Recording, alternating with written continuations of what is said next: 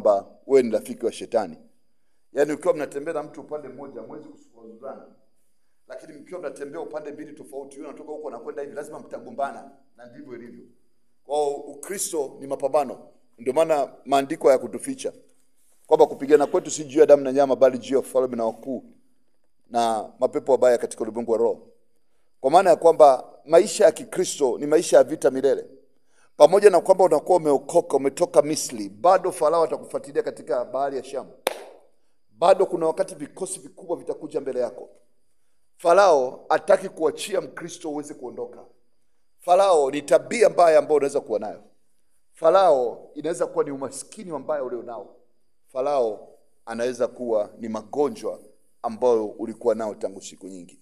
Kwa kazi yake ni kufuatilia, na ndivyo Mungu alivyomweka kwa ajili hiyo. Kwa kama ulivyoona vita vimetokea, Musa anaenda kwa Farao, kitabu cha Kutoka ile sura ya 7 mstari wa 1 mpaka wa 4. Anasema, Kutoka sura ya 7 mstari wa 1 mpaka 4. Anasema, Bwana akamwambia Musa, angalia nimekufanya wewe kuwa kama Mungu kwa Farao. Kwa hiyo ndugu yako Haruni atakuwa nabii wako. Utanena hayo ni kuagizayo, na ndugu yako Haruni atanena na Farao ili awape wana wa Israeli ruhusa watoke nchi yake. Nami nitawafanya mgumu moyo wa Farao, nami nitazifanya kuwa nyingi ishara zangu na ajabu zangu katika nchi ya Misri. Lakini Farao hata wasikiliza nyinyi. Nami nitaweka mkono wangu juu ya Misri na kuyatoa majeshi yangu, watu wangu au wana wa Israeli watoke nchi ya Misri kwa hukumu zilizokuu. Na Wamisri watajua kuwa mimi Bwana hapo nitakaponyosha mkono wangu juu ya Misri na kuwatoa wana wa Israeli watoke katikati yao. Tambua, Mungu alimtuma Kristo kututoa katika ufalme wa giza na kutuingiza katika upendo wa Mungu. Wote waliompokea aliwafanya kuwa watoto wa Mungu. Na kwa sababu hiyo ina maana kwamba umetoka katika ulimwengu wa giza, umeingia katika ulimwengu wa nuru. Na kwa bahati mbaya au nzuri, lazima utambue jambo moja la msingi sana.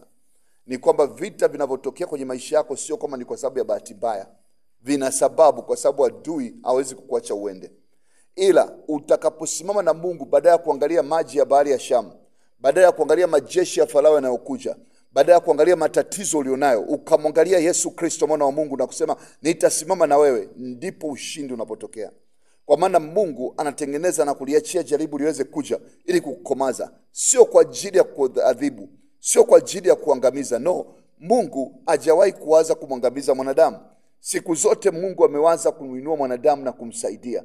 Mungu hakukuumba kwa ajili ya kufanya upate shida. No, Mungu alikuumba ili uweze kumtukuza yeye. Na hivyo atakuletea majaribu ili kwamba uweze kufika hatua kusema huyu ni Yawe Ebeneza, Bwana ametenda. Ndio maana nawafundisha kila siku, na napenda nisisitize, maono ni kitu cha muhimu sana katika maisha yako. Mtu ambaye hana maono ni kichaa. Mtu ambaye hawezi kujua anakwenda vipi mwezi wa 6 umefika, ajui hata mwezi wa na malengo gani, ni mtu ambaye ni kama amechanganyikiwa. Ni lazima uwe na maono ambayo unataka Mungu ayatimilize katika maisha yako, na ndicho kinachotakiwa sana. Bila maono huwezi kwenda mbali katika maisha haya ya tunaoishi katika uso wa nchi. Kwa ninaomba upate kutambua kwamba kama ulivyoona wana Israeli wanapigana vita nyingi, bado ile vita ilikuwa sio ya kwao. Hii vita sio ya kwako. Ndio maana Zaburi 35 mstari wa 1 anasema, Bwana pigana nao wanaopigana nami, pambana nao wanaopambana nami. Vita ni vya Bwana, si vya mwanadamu, naye ndiyo atakayekusaidia.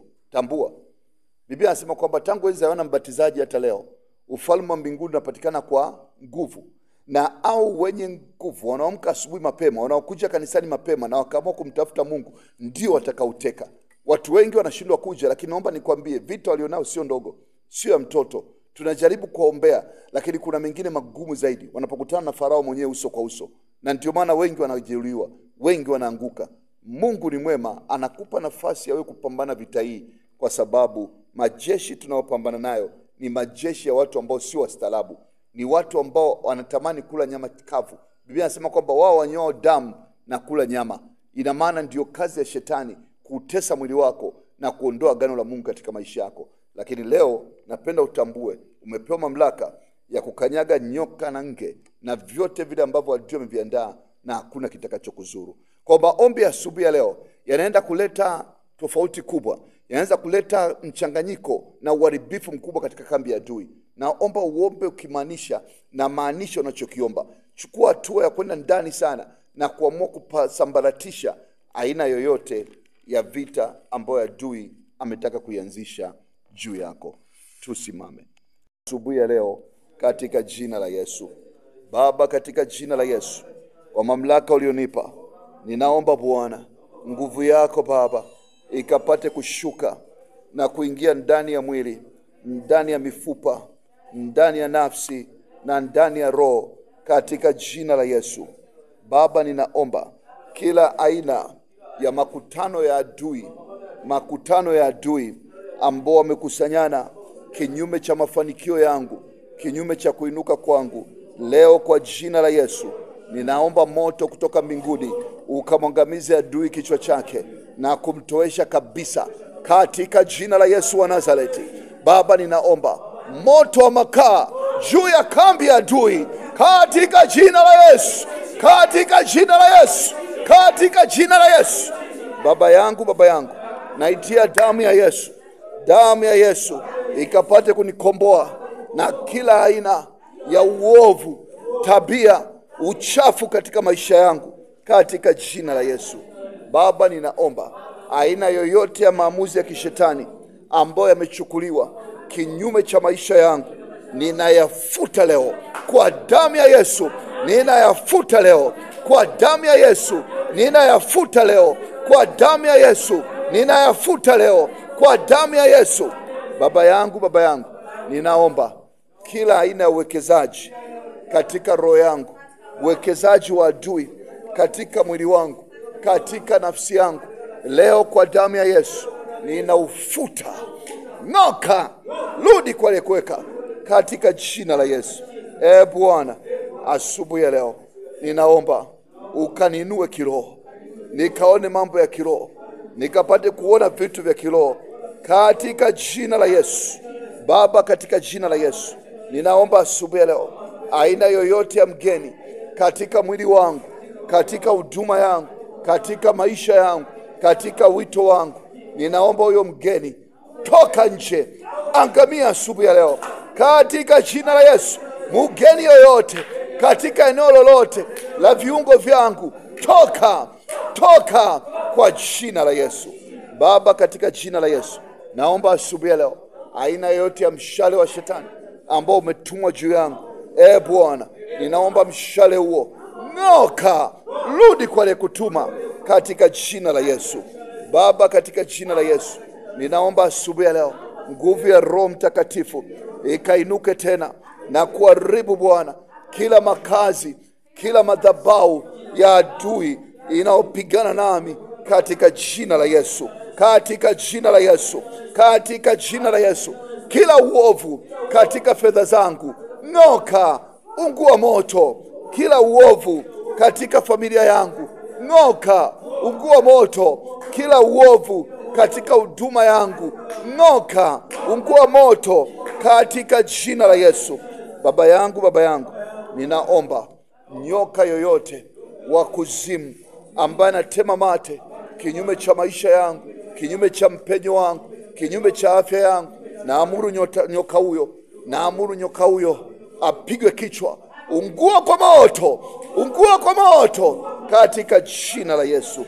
Baba, katika jina la Yesu ninaomba asubuhi ya leo kila adui ambaye anazuia kazi yako isitimilike ndani yangu, ninaomba leo apate kuuawa na kufa kabisa kwa damu ya Yesu.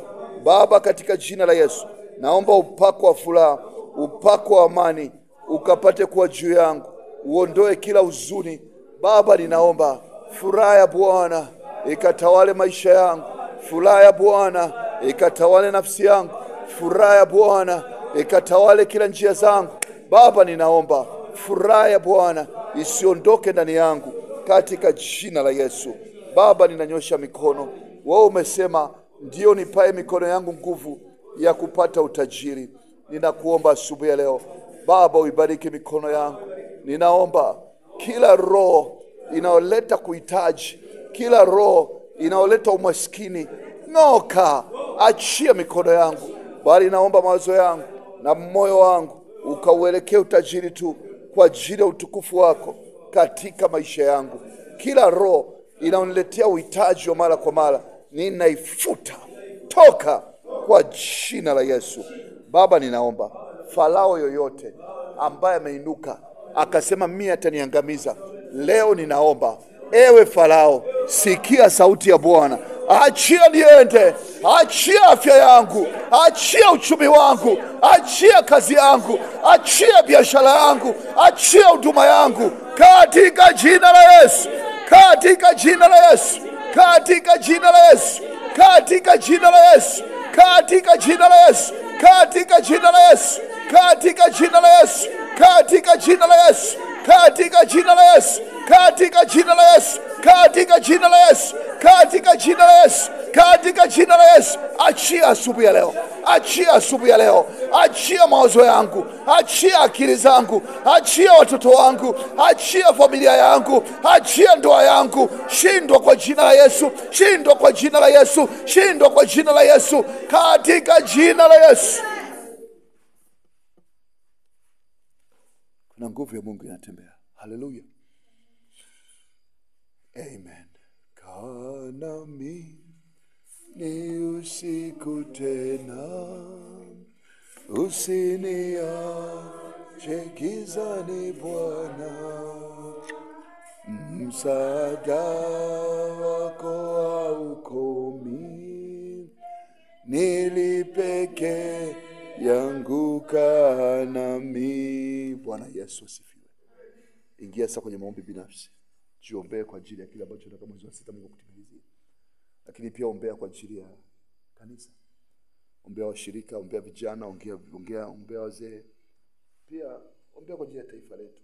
Tunapitia wakati mgumu kidogo. Tunahitaji neema ya Mungu. Peke yetu hatuwezi. Ni kwa msaada wa Mungu tutavuka. Kwa mambo matatu ya msingi, peleke mbele za Bwana na Mungu atakubariki. Tuombe. Baba, katika jina la Yesu Kristo wa Nazareti, tunakushukuru sana. Na ndipo Bwana tunaukabidhi mwezi wa 6 kwa wale ambao ni makusudi yako. Tunaomba kwa ajili ya huduma mahali hapa Bwana, kwamba mwezi huu Baba ukapate kuiongeza na kuidhibitisha.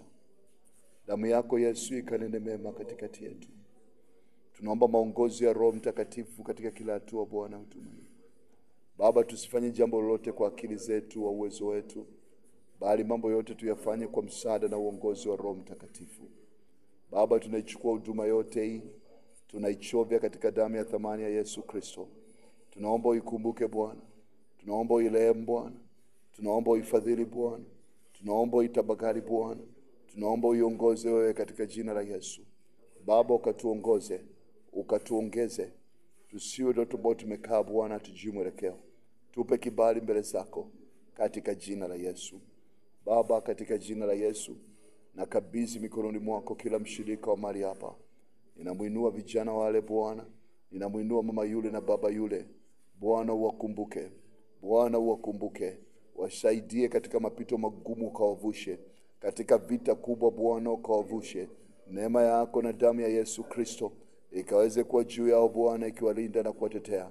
Ukawapiganie na kuepusha na kila uovu, kila mikakati ya adui juu ya maisha yao Bwana ukaifute, bali ule mkakati na mpango wako Bwana ndio ukasimame. Neema ya Mungu ipitao akili wanadamu Bwana ikaweze kuwa juu yao. Kila mshirika Bwana kokote na kwenda na kokote aliko, ukapate kuwaka moto Bwana wa kumbukumbu kwa ajili ya neno lako liliongewa mahali hapa. Watu wako kapate kupata ushindi katika kila eneo la maisha yao katika jina la Yesu Kristo hai. Baba, tunakushukuru kwa ajili ya washirika wa mahali hapa. Tunaomba uwalinde na yule muovu, wape kibali mbele zako katika jina la Yesu. Baba, katika jina la Yesu Kristo wa Nazareti, tunaikabidhi Bwana mikononi mwako nchi na taifa la Tanzania. Tunaomba ulikumbuke Baba. Tunamwombea rais wa Tanzania. Tunaomba neema kwa ajili ya hekima na busara, ili Baba kaliongoze taifa hili katika utulivu na amani. Damu yako Yesu ikanene mema kwa ajili ya kila mshirika, kila Mtanzania. Bwana, tunaomba roho ya kumwaga damu ambayo imekusudiwa isitokee, bali neema yako Bwana ikawa pamoja na taifa hili. Ukaliponye kutoka kwenye misingi yake, ukaliponye kutoka kwenye misingi yake katika jina la Yesu, katika jina la Yesu, katika jina la Yesu, katika jina la Yesu, katika jina la Yesu, katika jina la Yesu, katika jina la Yesu, katika jina la Yesu, katika jina la Yesu. Baba, tunakushukuru kwa maana wewe ni mwema. Amen. Haleluya. Haleluya. Bwana Yesu asifiwe. Naomba sasa pamoja tuseme sala Baba yetu. Baba yetu uliye mbinguni, jina lako litukuzwe. Ufalme wako uje. Mapenzi yako yatimizwe hapa duniani kama huko mbinguni. Tupe leo riziki yetu ya kila siku.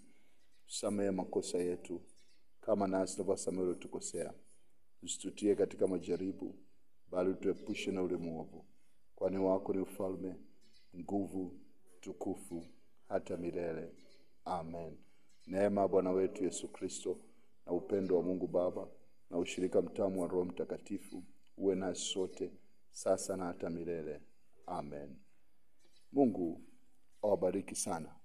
Na tuseme pamoja sala ya mwisho, hakika wema na fadhili za Bwana zitanifuata mimi siku zote za maisha yangu, nami nitakaa nyumbani mwa Bwana milele na milele. Amen. Niwatakie siku njema. Amani ya Kristo ende pamoja nanyi.